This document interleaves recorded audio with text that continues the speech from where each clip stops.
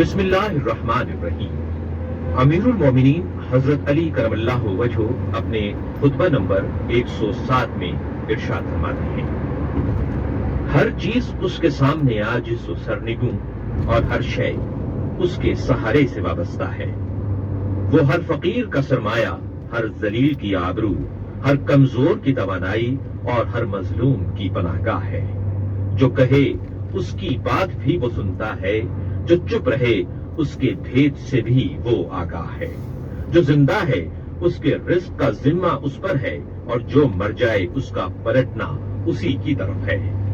اے اللہ، اے رب کعبہ، آنکھوں نے تجھے دیکھا نہیں کہ تیری خبر دے سکیں، بلکہ تو اس وصف کرنے والی مخلوق سے پہلے موجود تھا۔ تو نے تنہائی کی وحشتوں سے اکتا کر مخلوق کو پیدا نہیں کیا، اور نہ اپنے کسی فائدے کے پیش نظر ان سے اعمال کرائے جسے تو گرفت میں لانا چاہے۔ وہ تجھ سے آگے بڑھ کر جا نہیں سکتا، اور جسے تو نے گرفت میں لے لیا پھر وہ نکل نہیں سکتا۔ جو تیری مخالفت کرتا ہے وہ ایسا نہیں کہ وہ تیری فرمانروائی کو نقصان پہنچائے، اور جو تیری اطاعت کرتا ہے وہ ملک کی وسعتوں کو بڑھا نہیں سکتا، اور جو تیری قضاء و قدرت پر بگڑ اٹھے وہ تیرے امر کو رد نہیں کر سکتا، اور جو تیرے حکم سے منہ موڑ لے وہ تجھ سے بے نیاز نہیں ہو سکتا۔ ہر چھپی ہوئی چیز تیرے لیے ظاہر، اور ہر غیب تیرے سامنے بے نقاب ہے۔ تو ابدی ہے جس کی کوئی حد نہیں، اور تو ہی سب کی منزل منتہا ہے کہ جس سے کوئی گریز کی راہ نہیں، اور تو ہی وعدہ گاہ ہے کہ تجھ سے چھٹکارا پانے کی کوئی جگہ نہیں مگر تیری ہی ذات ہے کہ ہر راہ چلنے والا تیرے قبضے میں ہے، اور ہر ذی روح کی بازگشت تیری طرف ہے۔ سبحان اللہ، یہ تیری کائنات جو ہم دیکھ رہے ہیں کتنی عظیم الشان ہے، اور تیری قدرت کے سامنے ان کی عظمت کتنی کم ہے، اور یہ تیری بادشاہت جو ہماری نظروں کے سامنے ہے کتنی پرشکو ہے، لیکن تیری اس سلطنت کے مقابلے میں جو ہماری نگاہوں سے اوجھل ہے کتنی حقیر ہے، اور دنیا میں یہ تیری نعمتیں کتنی کامل و ہماگیر ہیں، مگر آخرت کی نعمتوں کے سامنے وہ کتنی مختصر ہیں۔ امیر المومنین حضرت علی کرم اللہ وجہہ اپنے اسی خطبے میں فرماتے ہیں، تو نے فرشتوں کو آسمانوں میں بسایا اور انہیں زمین کی سطح سے بلند رکھا، وہ سب مخلوق سے زیادہ تیری معرفت رکھتے ہیں، اور وہ سب سے زیادہ تجھ سے ڈرتے ہیں، اور سب سے زیادہ تیرے مقرب ہیں۔ نہ وہ صلبوں میں ٹھہرے، نہ شکموں میں رکھے گئے، نہ ذلیل پانی نطفے سے ان کی پیدائش ہوئی، نہ زمانے کے حوادث نے انہیں منتشر کیا۔ وہ تیرے قرب میں اپنے مقام منزلت کی بلندی اور تیرے بارے میں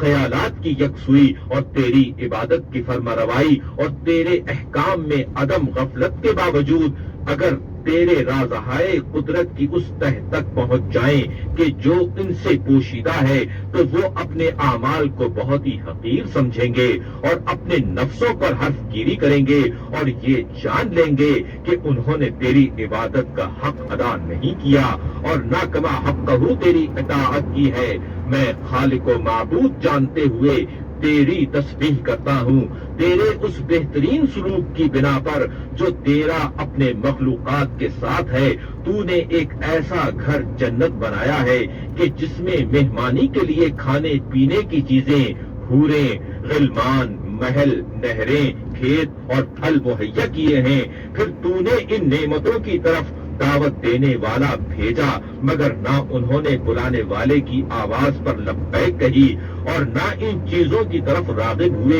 جن کی تو نے رغبت دلائی تھی، اور نہ ان چیزوں کے مشتاق ہوئے جن کا تو نے اشتیاق دلایا تھا۔ وہ تو اسی مردار دنیا پر ٹوٹ پڑے کہ جسے نوچ کھانے میں اپنی عزت آبرو گنوا رہے تھے اور اس کی چاہت پر ایکا کر لیا تھا۔ جو شخص کسی شے سے بے تحاشا محبت کرتا ہے تو وہ اس کی آنکھوں کو اندھا، دل کو مریض کر دیتی ہے۔ تو دیکھتا ہے تو بیمار آنکھوں سے، سنتا ہے تو نہ سننے والے کانوں سے۔ شہوتوں نے اس کی عقل کا دامن چاک کر دیا، اور دنیا نے اس کے دل کو مردہ بنا دیا ہے، اور اس کا نفس اس پر مر مٹا ہے۔ یہ دنیا کا اور ان لوگوں کا کہ جن کے پاس کچھ بھی وہ دنیا ہے، بندہ و غلام بن گیا۔ जिधर वो मोड़ती है उधर ये मुड़ता है, जिधर उसका रुख होता है उधर ही इसका रुख होता है। न अल्लाह की तरफ से किसी रोकने वाले के कहने सुनने से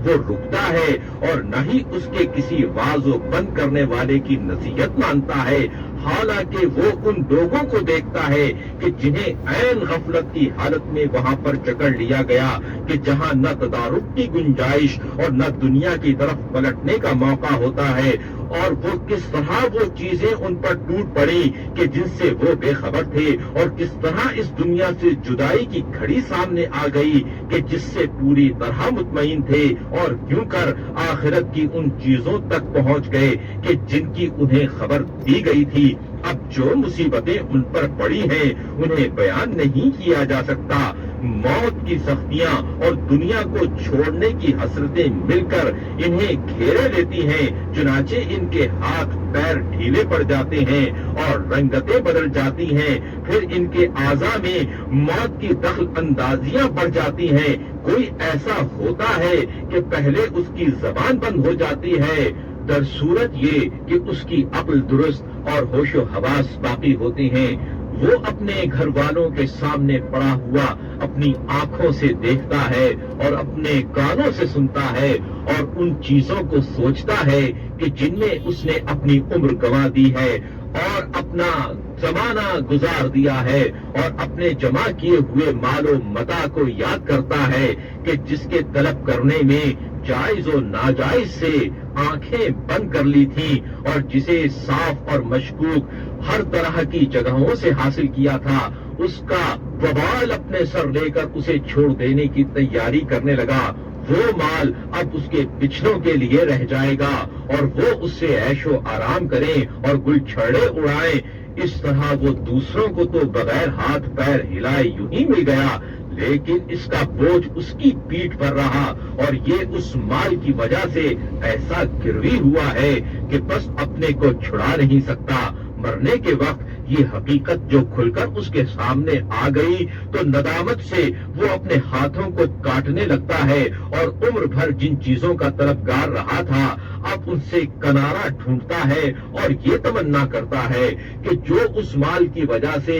इस पर रश्क और हसद किया करते थे, काश के वही इस माल को समेटते। अब मौत के तसर्रुफात उसके जिस्म की तरफ बढ़ रहे हैं, यहाँ तक कि जबान के साथ साथ कानों पर भी मौत छा गई। घर वालों के सामने उसकी ये हालत होती है कि न जबान से बोल सकता है न कानों से सुन सकता है। आंखें घुमा घुमा कर उनके चेहरों को तकता है, उनकी जबानों की जुम्बिशों को देखता है, लेकिन बातचीत की आवाजें नहीं सुन पाता। और फिर उससे मौत और लिपट गई कि उसकी आंखों को भी बंद कर दिया, जिस तरह उसके कानों को बंद किया था, और उसकी रूह उसके जिस्म से मुफारिकत कर गई। अब वो घर वालों के सामने एक मुर्दार की सूरत में पड़ा हुआ है कि उसकी तरफ से उन्हें वहशत होती है और उसके पास भटकने से वो दूर भागते हैं। वो ना रोने वालों की कुछ मदद कर सकता है, ना पुकारने वाले को जवाब दे सकता है।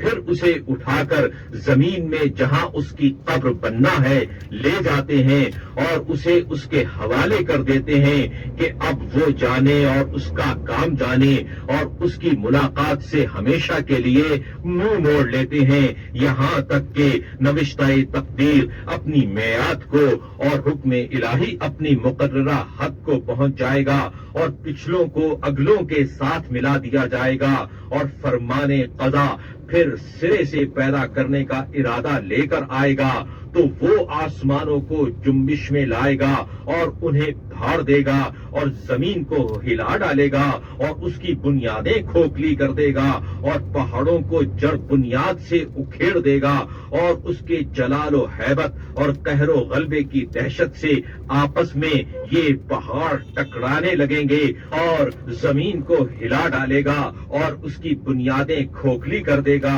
और पहाड़ों को जड़ बुनियाद से उखाड़ देगा